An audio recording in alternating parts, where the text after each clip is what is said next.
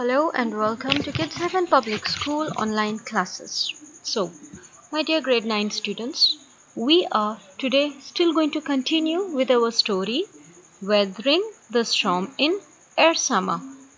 Yes, the chapter 6 story from our Moments book. Okay, we checked out that there is a very strong storm, okay, that comes in, and Prashant is a teenager who witnesses the storm. प्रशांत अपने दोस्त के यहाँ गया हुआ होता है, ठीक है, एंड वहीं पर जब वो होता है अपने गांव से, उसके गांव का नाम है कलीकुड़ा, एंड वो वहाँ से लगभग 18 किलोमीटर की दूरी पे अपने दोस्त के यहाँ होता है जब ये तूफान आता है, ठीक है, जो कि एक ये साइक्लोन है एरसामा में, जो कि ओडिशा का एक टाउन है कोस्टल एरिया पे।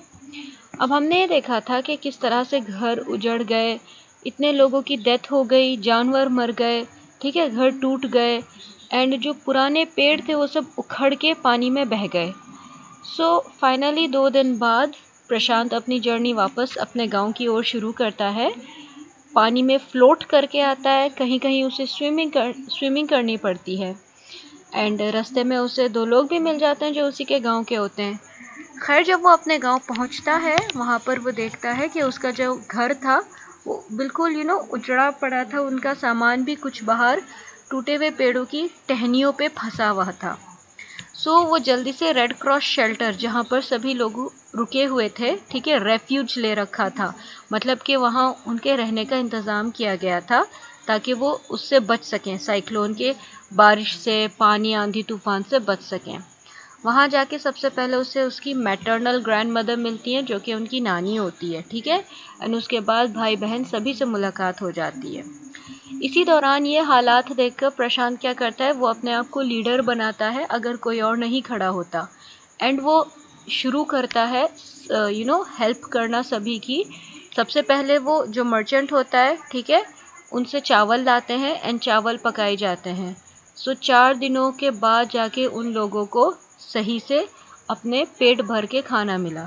बेलीज का मतलब होता है स्टोमक, पेट। उसके बाद जो अगला टास्क था वो था, एक टीम बनाई थी, ठीक है, जो कि सफाई करेंगे, ठीक है, जो वहाँ पर जहाँ वो रुके हुए थे ना, रेड क्रॉस का जो शेल्टर था मतलब रुकने की जगह थी, वहाँ वो लोग, इतने सारे लोग, 2500 लोग, सो गंदा तो हो ही जाता है, तो सारी सफाई की थी, और जिन लोगों को चोट लगी थी उनकी चोटों पे मरहम लगाया, पट्टी की। अब जब 5वां दिन आया, ठीक है, on the 5th day a military helicopter flew over the shelter and dropped some food parcels. ठीक है, जो मिलिट्री के लोग होते हैं ना, आर्मीज एंड ऑफिसर्स होते हैं, वो अपने हेलीकॉप्टर्स में ऐसी सिचुएशन में अलग अलग जगहों पे जाते हैं जहाँ पर उन्हें लोग दिख गए कि हैं, लोग बच गए हैं, लोग जो जिंदा हैं उनकी मदद करते हैं। सो इसी तरह से उन्होंने ऊपर से खाने के पार्सल्स नीचे ड्रॉप किए थे, लेकिन दोबारा वो लौटा नहीं। तो अब जो वहाँ के लोग थे वो क्या प्लान बनाते हैं, उन्होंने कुछ जो खाली बर्तन थे ना वो इकट्ठे किए, ठीक है, और उनको जो है कुछ बच्चों को बाहर धूप में लिटाते हैं जहाँ मिट्टी होती है, ठीक है, वो धूप हो या छाँव वहाँ पर उनको लिटाते हैं, और वो जो बर्तन होते हैं स्टील के, सिल्वर कलर के, वो उनके पेट पे रख देते हैं, ठीक है, to communicate to the passing helicopters that they were hungry. अब वो पासिंग जो ऊपर से हेलीकॉप्टर गुजरते हैं उड़ते हुए, उनको इशारा करने के लिए है कि उन्हें भूख लग रही है। अब हेलीकॉप्टर्स को इशारा कैसे होगा, देखें, जब खाली प्लेट्स, देखो इमेज में देखें आप, यहाँ पर इन बच्चों को लिटाया है, ठीक है, एंड इनके पेट पे ये थालियाँ रख दी। ये सिल्वर कलर की होती हैं तो ये चमकती हैं धूप में, ठीक है, जब इन पे चौंध पड़ेगी ये चमकेंगी, एंड हेलीकॉप्टर्स की नज़र इन पे पड़ेगी, एंड हेलीकॉप्टर देखेगा कि ये प्लेटें लिए अपने पेट पे लेटे हुए हैं, दैट मीन्स कि इन्हें भूख लग रही है, इनके पास खाना नहीं है। द मैसेज गॉट थ्रू, ये जो इनका मैसेज जो उन तक पहुंचाना था, ये संदेशा पहुंच गया, और उसके बाद helicopter made regular rounds of the shelter, air dropping food and other basic needs. So जब ये हेलीकॉप्टर में जो मिलिट्री के ऑफिसर्स थे उन्हें बात समझ में आ जाती है कि इन्हें खाने की ज़रूरत है, तो वो अक्सर, मतलब रेगुलर, एक तरह से ये भी कह सकते हैं कि हर रोज़ खाने का सामान, रहने सहने की और काफ़ी जो डेली की ज़रूरतें होती हैं, जैसे कि कुछ कपड़े, कुछ गद्दे, ठीक है, इस तरह से ये चीज़ें ज़रूरतें पहुंचाती रहती थी। इनफैक्ट ऊपर से ही ड्रॉप करते रहते थे। Prashant found that a large number of children had been orphaned. अब ऑफन कौन होते हैं? जिन बच्चों के एक पेरेंट्स या दोनों पेरेंट्स मर जाते हैं, उन्हें हम ऑर्फन्स कहते हैं। सो प्रशांत को पता चलता है कि बहुत सारे बच्चे हैं जो अनाथ हो गए, ठीक है। सो अब वो क्या करता है? He brought them together and put up a polythene sheet shelter for them. Women were mobilized to look after them, while the men secured food and materials for the shelter. अब वो उन सभी बच्चों को इकट्ठा करता है, ठीक है, और एक पॉलीथीन की अलग से शीट शेल्टर उनके लिए बनाते हैं, और जितनी औरतें थीं उनको काम पे लगाया जाता है कि वो उन बच्चों का ध्यान रखें, और जो आदमी थे वो खाने का इंतज़ाम करते थे और सामान रहने सहने के लिए। As the weeks passed by, Prashant was quick to recognize that the women and children were sinking deeper and deeper in their grief. अब कुछ हफ्ते जैसे जैसे वक्त गुजरा, हफ्ते गुजर गए, प्रशांत ने बहुत जल्दी समझ लिया, उसने ऑब्जर्व किया कि जो औरतें थीं, ठीक है, जिनके फॉर एग्जांपल हस्बैंड्स मर गए एंड जो बच्चे थे जो कि अनाथ हो गए, वो धीरे धीरे, ठीक है, ग्रीफ मीन्स दुख, बहुत ज़्यादा दुख जब होता है तो वो धीरे धीरे दुखी होते जा रहे थे। डीपर एंड डीपर मतलब कि वो डूबते जा रहे थे दुख में, ठीक है। He persuaded the women to start working in the Food for Work program started by an NGO. NGO क्या होते हैं? नॉन गवर्नमेंटल ऑर्गेनाइजेशंस, जो सरकारी ऑर्गेनाइजेशंस नहीं होते, ठीक है। तो एक NGO था फूड फॉर वर्क प्रोग्राम। सो उसने क्या कहता है, प्रशांत उन औरतों को कन्विंस करता है, मतलब उनको मना लेता है कि वो वहाँ पर काम शुरू कर दें, ताकि उनका मन थोड़ा उस पे से हट जाएगा, साइक्लोन की तबाही पे से वो थोड़ा ध्यान रखना शुरू करेंगे, ठीक है, काम करेंगे। And for the children he organised sports events, और जो बच्चे थे उनके लिए स्पोर्ट्स के काफ़ी इवेंट्स शुरू करवाए, जैसे कि football matches. He himself loved to play cricket and so he organized cricket matches. देखें, उसने साथ ही क्रिकेट के मैच भी ऑर्गेनाइज करवाए बच्चों के लिए, क्योंकि उसे खुद भी बहुत पसंद था। Prashant engaged with other volunteers in helping the widows and children to pick up the broken pieces of their life. अब प्रशांत बिल्कुल अपने आप को बिजी कर चुका था औरों के साथ, पूरी तरह उन विधवाओं की मदद करने में और उन बच्चों की मदद करने में, ताकि वो अपने इस जीवन के जो बिखरे पीसेस थे, बिखरे टुकड़े थे, उन्हें इकट्ठा करके दोबारा जीना शुरू करें। देखें, ये तरीका है कहने का। हमें पता है कि जीवन के टुकड़े नहीं होते, इज़न्ट इट, लेकिन जो हालात हम पे कभी गुजरते हैं, बुरे हालात, उन्हें सोच सोच के हम परेशान होते हैं, हम दुखी होते हैं, हम अपने आप को समेट नहीं पाते, हम कुछ कर नहीं पाते सही से। लेकिन जब कोई होता है हमें सपोर्ट करने के लिए, समझाने के लिए, तो हम दोबारा अपने आप को कैपेबल बना सकते हैं, स्ट्रॉन्ग बना सकते हैं, और प्रशांत यही कर रहा था। The initial government plan was to set up institution for orphans and widows. अब जो सरकार का प्लान था वो ये था कि उन अनाथ बच्चों के लिए और विधवाओं के लिए इंस्टीट्यूशंस बनाएंगे, ठीक है। However, this step was successfully resisted as it was felt that in such institutions children would grow up without love.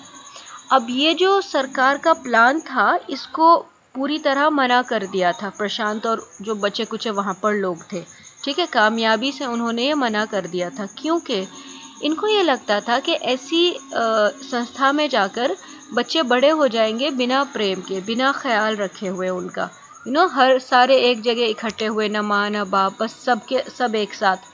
और जो विडोज थी, विधवाएं थी, उनका क्या होगा? They would suffer from stigma and loneliness. उन पे क्या गुजरेगी? एक तो वो अकेलेपन में रहेंगी और दूसरा उन पे स्टिग्मा मीन्स बदनामी, उनकी बदनामी होती रहेगी।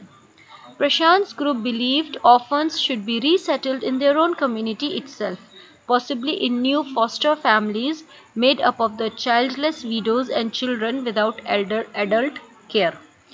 अब प्रशांत का जो ग्रुप उसने बनाया था ना, उन्हें इस बात पे ज़्यादा विश्वास था कि जो अनाथ बच्चे हैं ना, उन्हें यहाँ पर अपनी ही कम्युनिटी में सेटल करना चाहिए दोबारा से, ठीक है। रीसेटल मतलब दोबारा से सेटल, इसका मतलब क्या है कि नई फॉस्टर फैमिलीज बनाई जाएं। फॉस्टर फैमिलीज होती हैं जिनमें कोई किसी का खून का रिश्तेदार नहीं होता है, बल्कि जो अनाथ होते हैं, जो विधवा होते हैं, या जो आदमी अकेले होते हैं वो अपना लेते हैं, ठीक है। सो फॉस्टर फैमिलीज फिर स्टार्टअप करी थी, जिन औरतों के बच्चे नहीं हैं उन्होंने बच्चों को अडॉप्ट कर लिया, ठीक है। जिनकी बीवी नहीं थी उन्होंने किसी विधवा को अपना लिया। सो इस तरह से फैमिलीज बना ली थी। It is 6 months after the devastation of the super cyclone. 6 महीने गुजर चुके हैं सुपर साइक्लोन की तबाही के बाद। This time, Prashant's wounded spirit has healed simply because he had no time to bother about his own pain. प्रशांत को जो दुख हुआ था, जो तकलीफ हुई थी, ठीक है, उसने अपने बारे में तो सोचा ही नहीं। उसे कभी समय ही नहीं मिला अपने दुख के बारे में सोचने के लिए, क्योंकि वो सारा समय औरों की तीमारदारी और औरों का ध्यान रखने में, उन अनाथ बच्चों के साथ टाइम स्पेंड करने में, इसी सब में लग चुका था कि उसने अपना सोचा ही नहीं। His handsome, youthful face is what the widows and orphaned children of his village seek out most in the darkest hour of grief. उसका हसीन खूबसूरत जवान चेहरा ही था जो विधवाएं और अनाथ बच्चे उस गांव के सबसे ज़्यादा ढूंढा करते थे जब उन पे कभी भी अंधेरा छा जाता था दुख का। मतलब कि जब वो कभी भी बहुत ज़्यादा दुखी होते थे तो फौरन प्रशांत के पास आते थे। उन्हें लगता था कि उससे बात करके उन्हें बड़ा सुकून मिलता है। So finally this is the end of our story.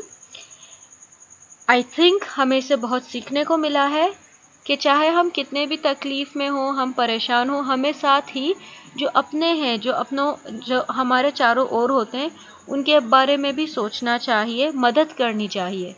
प्रशांत कुल 19 साल का था, लेकिन देखें वो जितने भी लोग थे वहाँ पर 2500 सभी का लीडर बना, अच्छे से सारा ध्यान रखा, समझाया, मदद करी, अपना दुख दर्द एक तरफ करके बिना उसके बारे में सोचे, और इसी तरह से उसका समय गुजर गया और धीरे धीरे सभी सेटल होने लगे, ठीक है।